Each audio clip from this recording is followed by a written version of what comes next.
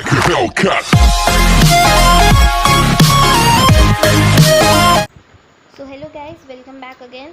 तो ये आप लोग की जो पिछले वीडियो में लेक्चर में मैंने जो चैप्टर शुरू किया था electric current and it's chemical effect का पार्ट 2 वीडियो है।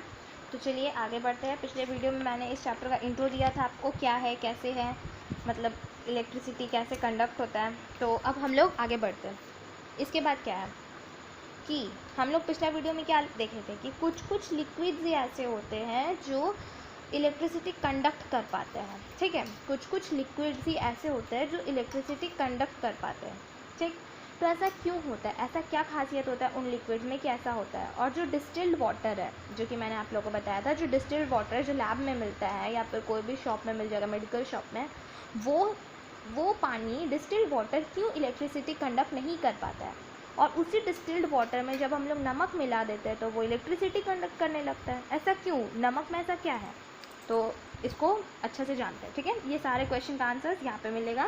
क्या है, cause of conductivity of liquid. ठीक है, तो गाइस आगे बढ़ने से पहले जो 3 स्टूडेंट्स ने पिछले वीडियो लेक्चर में सही आंसर दिया था उन स्टूडेंट्स के नाम मैं वीडियो के आखिरी में ज़रूर से लूँगी, तो वीडियो को आखिरी तक ज़रूर देखें और आज के क्वेश्चन के लिए भी रेडी रहे। सो ये जो लिक्विड है वो इलेक्ट्रिसिटी कैसे कंडक्ट करते हैं, मतलब ऐसा क्या है, उसको उस सारे आंसर्स को यहाँ देखते हैं कि आखिर डिस्टिल वाटर में नमक डालने के बाद ऐसा क्यों होता है, या फिर जो एसिड है, सॉल्ट है, कॉस्टिक सोडा है, ये सब इलेक्ट्रिसिटी कैसे कंडक्ट करते हैं। इसके पीछे एक बहुत बड़ा रीज़न है, उस रीज़न को आज जान लेते हैं। ठीक है, तो रीज़न क्या है, जो कॉमन सॉल्ट है जिसका फॉर्मूला क्या है, NaCl। ठीक है, NaCl में क्या होता है, Na+Cl-। ठीक है, NaCl में 2 आयन्स होते हैं, 2 चार्ज्ड आयन्स होते हैं, Na+Cl-। ठीक है, तो वाटर में, पानी में जब हम लोग वो कंटिन्यूटी टेस्टर डालते हैं, पिछले वीडियो लेक्चर में मैंने आप लोग को बताया था कंटिन्यूटी टेस्टर क्या होता है, जाके ज़रूर से देखिए। जब हम लोग पानी में कंटिन्यूटी टेस्टर को डालते हैं तो वो क्या करता है, कंटिन्यूटी टेस्टर उस NaCl को ब्रेक कर देता है Na+ और Cl- में।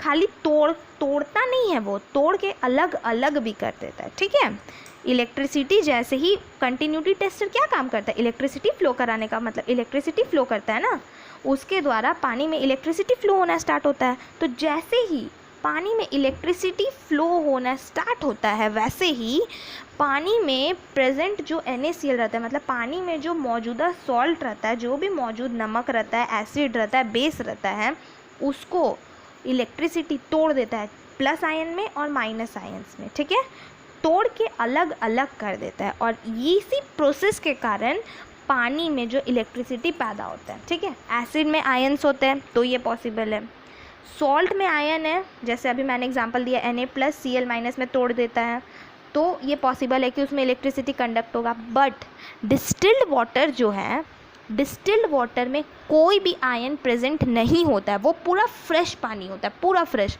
उसमें कोई नमक नहीं होता है, कुछ नहीं होता है। ठीक है, इसलिए हम लोग उसको पी भी नहीं सकते हैं क्योंकि वो बहुत अजीब टेस्ट भी लगता है। वो डिस्टिल्ड वाटर में बिल्कुल नमक कुछ नहीं होता है और इसी कारण उसमें कोई आयंस नहीं होता है। आयंस नहीं होता है तो जब हम लोग कंटिन्यूटी टेस्टर को उसमें डालते हैं तो बल्ब ग्लो नहीं करता है। ठीक है, समझ में आ गया। इसका मतलब क्या है, इलेक्ट्रिसिटी जो है वो क्यों फ्लो करता है, क्योंकि आयंस ब्रेक होते हैं और आयंस मूव करने लगते हैं। ठीक है, आयंस जो है वो मूव करने लगते हैं। These free mobiles ion allow the passage of electric current through the solution। यही फ्री जो मोबाइल आयंस होते हैं, जो आयंस जो घूम रहे होते हैं, उसी के कारण सॉल्यूशन कंडक्टिव होता है। अब इस सॉल्यूशन को हम लोग क्या बोलते हैं, इलेक्ट्रोलाइट। हम लोग उसमें कंटिन्यूटी टेस्टर डाले, आयंस टूटा, आयंस मूव करने लगा, तो उसको क्या बोलते हैं अब हम लोग, इलेक्ट्रोलाइट। हम लोग का नाम चेंज हो गया, वो जो सॉल्यूशन था, अब वो सॉल्यूशन, कोई भी सॉल्यूशन, जैसे हम लोग नॉर्मल पानी भी लिए, टैप वाटर भी लिए, जैसे ही हम लोग उसमें कंटिन्यूटी टेस्टर डाले वैसे ही वो क्या बन गया, इलेक्ट्रोलाइट बन गया। क्यों, क्योंकि उसमें इलेक्ट्रिसिटी फ्लो करने लगी, इलेक्ट्रिसिटी फ्लो करने लगा तो आयंस आपस में टूट गए, Na+Cl- में चेंज हो गया। अब एसिड रहेगा तो एसिड के आयंस टूट जाएंगे। जैसे कि अगर हम लोग हाइड्रोक्लोरिक एसिड लेते हैं, सपोज हम लोग हाइड्रोक्लोरिक एसिड लेते हैं HCl। ठीक है, तो जब हम लोग इसमें कंटिन्यूटी टेस्टर को डालेंगे तो कौन कौन से आयंस में बटेगा, ये H+ और Cl-। ठीक है। तब उस सॉल्यूशन का नाम क्या हो जाएगा, मतलब वो जो HCl हम लोग लिए थे तब उसको हम लोग HCl नहीं बोलेंगे, तब हम लोग उसको बोलेंगे इलेक्ट्रोलाइट्स, ठीक है। तो ये जो मोबाइल आयंस होते हैं जिसके कारण इलेक्ट्रिक करंट फ्लो होता है आसानी से, मोबाइल आयंस मतलब, मोबाइल का मतलब क्या होता है, नॉट दिस मोबाइल जिसमें आप लोग ये वीडियो देख रहे हैं, मोबाइल का मतलब होता है ऐसे आयंस जो चल सकते हैं, एक जगह से दूसरे जगह चल सकते हैं, ठीक है। तो ये आयंस जब टूट जाते हैं, अलग अलग हो जाते हैं, तो क्या होता है, वो एक जगह से दूसरी जगह जाने लगते हैं, इसलिए इसको मोबाइल आयन बोलते हैं। और इसी प्रोसेस के कारण जो आयंस एक जगह से दूसरा जगह मूव करते हैं, इसी प्रोसेस के कारण इलेक्ट्रिसिटी फ्लो होता है। जो आयंस जितना ज़्यादा मूव करेगा उतना ज़्यादा इलेक्ट्रिक करंट मिलेगा, ठीक है। होप सो यहाँ तक आप लोगों को समझ आ गया होगा। तो आगे इलेक्ट्रोलाइट्स के बारे में और थोड़ा सा पढ़ लेते हैं। इलेक्ट्रोलाइट का डेफिनेशन क्या है देखते हैं। अ compound that conduct electricity in मॉल्टन, मॉल्टन मतलब फ्यूज्ड, फ्यूज मतलब पूरा, मतलब फ्यूज मीन्स जैसे नमक का दाना होता है, वो क्या होता है, पूरा फ्यूज्ड होता है ना, उस टाइप में, ठीक है। इन मॉल्टन और एक्वस, एक्वस मतलब पानी पानी वाला, ठीक है। A compound that conduct electricity in molten or aqueous state and which simultaneously undergoes decomposition when an electric current passes through it, it is an electrolyte। मतलब एक ऐसा कंपाउंड जिसमें जब दैट कंडक्ट इलेक्ट्रिसिटी, मतलब वो इलेक्ट्रिसिटी कंडक्ट करता है। Electricity कब कंडक्ट करता है, मॉल्टन स्टेट में भी, एक्वस स्टेट में भी, सॉल्यूशन में भी कंडक्ट करता है, ठीक है। जब उसको हम लोग पानी में डालेंगे तो भी उसमें इलेक्ट्रिसिटी फ्लो करेगा, और जब नॉर्मल रखेंगे तो भी, ठीक है। ऐसा कंपाउंड जिसमें इलेक्ट्रिसिटी मॉल्टन स्टेट में भी फ्लो करता है, एक्वस स्टेट में भी फ्लो करता है, ठीक है। और वो साइमल्टेनियसली मतलब एक के बाद एक टूटते जाता है, एक के बाद एक टूटते जाता है। कब टूटता है, जब उससे इलेक्ट्रिक करंट फ्लो होता है, उसको हम लोग इलेक्ट्रोलाइट बोलते हैं। फिर से इस डेफिनेशन को ध्यान से सुनते हैं। ऐसा कंपाउंड जिसमें इलेक्ट्रिसिटी फ्लो करता है मॉल्टन स्टेट में भी, मतलब जब वो नॉर्मल रखा है तब भी, और जब हम लोग उसको कोई सॉल्यूशन में डालें तब भी, और वो साइमल्टेनियसली टूटते जाता है एक के बाद एक। कब टूटता है, जब उसमें इलेक्ट्रिसिटी फ्लो होना शुरू होता है, तो उसको हम लोग इलेक्ट्रोलाइट्स बोलते हैं, ठीक है। यहाँ तक इलेक्ट्रोलाइट समझ में आ गया। अब दो टाइप के इलेक्ट्रोलाइट होते हैं, एक होता है स्ट्रॉन्ग इलेक्ट्रोलाइट, एक होता है वीक इलेक्ट्रोलाइट। स्ट्रॉन्ग इलेक्ट्रोलाइट क्या होता है, ऐसे इलेक्ट्रोलाइट जो पूरी तरीक़ा से टूट जाए, मतलब जिसके जो आयंस है वो पूरी तरीक़ा से टूट जाए। आप लोग के बुक में देखते क्या है, these are electrolytes that get ionised completely to form free mobiles ion in the solution. वही है जो मैंने अभी कहा, ऐसे इलेक्ट्रोलाइट जो पूरी तरीक़ा से टूट जाए, जब हम लोग उसमें इलेक्ट्रिसिटी फ्लो कराए तो उसके जो आयन्स है वो पूरे टूट जाए और इधर उधर मूव करने स्टार्ट कर दे, मोबाइल्स आयन बन जाए, मतलब वो इधर उधर मूव करना स्टार्ट कर दे, ठीक है।